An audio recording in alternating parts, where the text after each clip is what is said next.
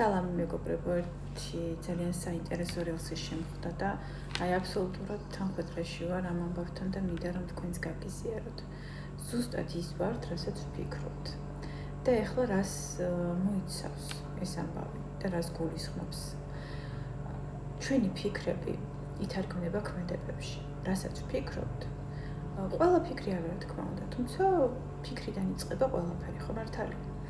ჩვენი ქმედებები აყალიბებს ჩვენს ჩვევებს, ხოლო ჩვენი ჩვევები ჩვენს ხასიათს. შემდეგ ჩვენი ჩვევები და ჩვენი ხასიათი განსაზღვრავს ჩვენს ცხოვრებას და ჩვენ ამას შემდეგ ბედისწერას ვეძახით. ამიტომ ძალიან მნიშვნელოვანია დავაკვირდეთ იმას, რას ვფიქრობთ. საბოლოო ჯამში, თუ კი გვინდა რაიმე შევცვალოთ ჩვენს თავში, უნდა დავიწყოთ შეცვლა აქედან. თუ კი გვინდა რომ ჩვევები, რომლებიც ჩვენ აღარ გვემსახურება, ან შეიძლება გვაზიანებს შევცვალოთ, უნდა დავიწყოთ სხვანაირად ფიქრი, სხვანაირად რეაგირება გარკვეულ საკითხებზე.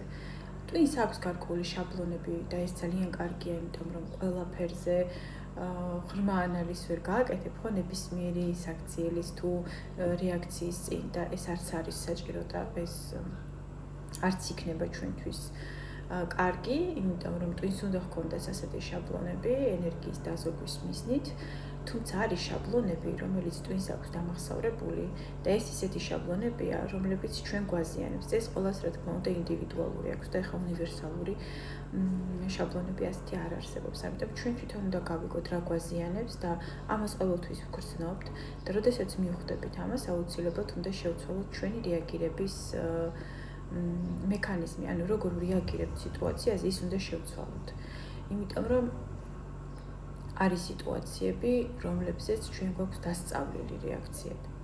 როგორც კი ამას გავაცნობიერებთ, მაშინვე უფრო მარტივი გახდება ყველაფერი. ანუ საბოლოო ჯამში იმის თქმა მინდოდა, რომ ჩვენ გვაქვს იმის საშუალება, რომ ავირჩიოთ, რას ვფიქრობთ. ეს რა თქმა უნდა არ არის მარტივი, თუმცა ეს არის აბსოლუტურად დასწავლადი უნარი ადამიანისთვის. ამიტომ აუცილებლად დააკვირდით და აირჩიეთ ის, თუ რას ფიქრობთ. იმიტომ რომ საბოლოო ჯამში სწორედ ჩვენი ფიქრები განსაზღვრავს ჩვენს ცხოვრებას.